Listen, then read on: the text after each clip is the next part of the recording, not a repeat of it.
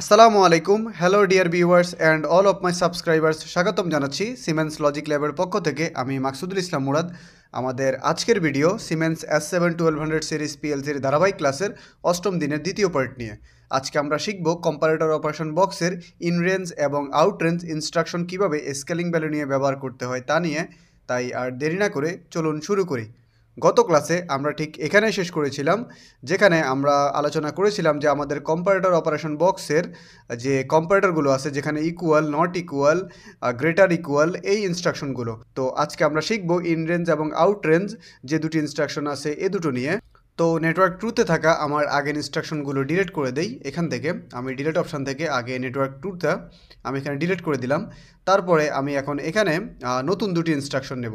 তো প্রথমে নেব আমরা এখান থেকে ইন রেঞ্জ যে ইনস্ট্রাকশন বক্সটি আছে এটি। তারপরে নিচে আমরা আরেকটি রাং নেব, এখানে একটা ব্রাঞ্চ নিয়ে নেই। ব্রাঞ্চ নেওয়ার পরে এখানে আমরা আউট রেঞ্জ যে বক্সটি আছে সেটি নিব। তারপর আমরা এখানে একটা আউটপুট নেব। তারপরে আমরা এখানে একটা আউটপুট নেব। তো প্রথমে আমরা এখানে ডাটা টাইপটা সিলেক্ট করে নেই ইন রেঞ্জ এবং আউট রেঞ্জের ক্ষেত্রে। তো আমাদের এখানে স্কেলিং ভ্যালুতে যেহেতু আমরা এখানে ইন্টিজার টাইপ সিলেক্ট করেছি, তাই আমরা এখানেও ইন্টিজার টাইপ ডেটাটাই সিলেক্ট করব। তো এখান থেকে আমি ডেটা টাইপ হিসেবে ইন্টিজারটা সিলেক্ট করে নিই, আউট রেঞ্জের ক্ষেত্রেও ইন্টিজারটা সিলেক্ট করে নিই। তারপরে আমি এখানে একটা মিনিমাম ভ্যালু দেই, মনে করেন আমি এখানে 5 দিলাম। তারপরে আমি এখানে একটা ম্যাক্সিমাম ভ্যালু দেই, মনে করেন আমি এখানে 8 দিলাম। তো আমি এই সংখ্যাটা নিয়েছি মূলত আমার স্কেলিং ভ্যালুর আমি রেঞ্জ রেখেছিলাম এখানে মিনিমাম এবং ম্যাক্সিমাম 0 থেকে 12। তাই আমি এখান থেকে একটা ভ্যালু নিয়ে রেখেছি এই 12-এর মধ্যেই 5 to 8। তারপরে আমি আউট রেঞ্জের ক্ষেত্রেও ঠিক একই রেঞ্জটাই রাখি। রাখার পরে তারপরে আমি এখানে ভ্যালু হিসাবে এখানে একটা ইনপুট দিতে হবে। সেটা আমরা দিতে পারি এখান থেকে MW20, যে আমাদের স্কেলিং ভ্যালুটা আসতেছে সেই ভ্যালুটা আমরা এখানে দিতে পারি MW20। তারপরে আমরা এখানে MW20 যে আমাদের স্কেলিং ভ্যালুটা আছে সেটা দিয়ে দেই। তারপরে আমরা এখানে একটা আউটপুট অ্যাড্রেস দেই Q0.0।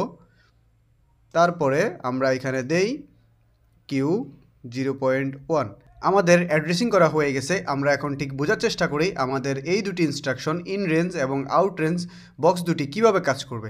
দেখুন, প্রথমে ইন রেঞ্জের ক্ষেত্রে আমি এখানে মিনিমাম ভ্যালু দিয়েছি 5 এবং ম্যাক্সিমাম দিয়েছি 8। যখন আমার MW20-র যে ভ্যালুটা আসবে এটা 5 এবং 8-এর মধ্যে হবে, তখন সে আমাদেরকে একটা আউটপুট জেনারেট করবে যেটি যাবে Q0.0-তে। তার বিপরীত দিকে আউট রেঞ্জের ক্ষেত্রে দেখুন, যখন এখানে মিনিমাম 5 এবং 8 দেওয়া আছে, যখন এখানে MW20 এর ভ্যালু 5 এবং 8-এর মধ্যে হবে তখন সে আমাদেরকে কোনো আউটপুট জেনারেট করবে না, তার চেয়ে কম বা বেশি হলে সে করবে। মানে এখানে যখন ভ্যালুটা 5-এর নিচে মানে 2 3 4 বা 8-এর উপরে 9 8 11 12 যে কোনো কিছু হবে তখন আমার সে এখানে ভ্যালুটা দিবে। তো আমরা ঠিক এই বিষয়টা এখন দেখব সে করে কিনা সিমুলেশনের মাধ্যমে। তো আমরা এখন চলে যাব সরাসরি সিমুলেশনে। সিমুলেশনে আসার পরে দেখুন আমি এখানে যে ইনস্ট্রাকশন দুটি নিয়েছি ইন রেঞ্জ এবং আউট রেঞ্জ, তার মধ্যে আউট রেঞ্জের মধ্যে অলরেডি সে আউটপুট দিয়ে রেখেছে। কেন? যেখানে আমি রেঞ্জ করে রেখেছি মিনিমাম 5 এবং ম্যাক্সিমাম 8, 0 এই রেঞ্জের বাইরে হওয়াতে এখন আমার এখানে আউটপুট জেনারেট করে রাখছে। তো আমরা এখন এখান থেকে পোটেনশিওমিটারের যে ভ্যালুটা আছে এটা বাড়িয়ে দেখব, যে আমার এখানে ভোল্টেজ বাড়িয়ে দেখব যে আমার এখানে আউটপুটটা ঠিকমতো কাজ করে কিনা। তো দেখুন আমার এখানে আমি এখন ভোল্টেজ বাড়াচ্ছি, দেখুন আমার এখানে ভোল্টেজ বাড়তেছে, 4 হলো, 5 হলো। দেখুন আমার যখন এখানে আউটপুট ভোল্টেজটা 6 হলো, আমার এখানে 5 to 8-এর মধ্যে হয়েছে, তখন আমার এখানে এই আউটপুটটাকে সে অন করছে। আর বিপরীত দিকে দেখুন আমার আউট রেঞ্জের ক্ষেত্রে এখানে যখন আমার রেঞ্জের ভিতরে পড়ছে তখন সে আমার আউটপুটটাকে অফ করে দিছে। তার মানে আমার ইন রেঞ্জ যে অপারেশনটি আছে এটি শুধুমাত্র আমার যে রেঞ্জটা আমরা ফিক্স করে দেব ঠিক এই রেঞ্জের ভিতরে যখন ওর ভ্যালুটা আসবে তখন সে আউটপুট জেনারেট করবে।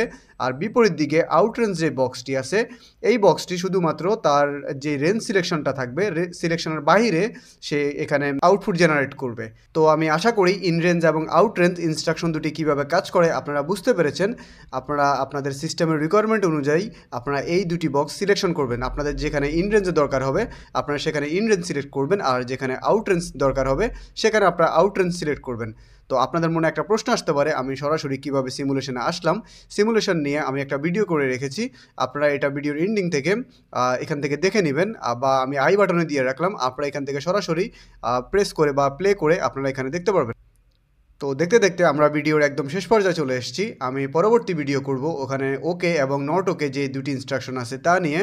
আর আপনাদের পরবর্তী ভিডিও দেখার আমন্ত্রণ জানিয়ে আজকের মতো এখানে শেষ করতেছি। ততদিন পর্যন্ত আপনারা ভালো থাকুন, সুস্থ থাকুন। আল্লাহ হাফেজ।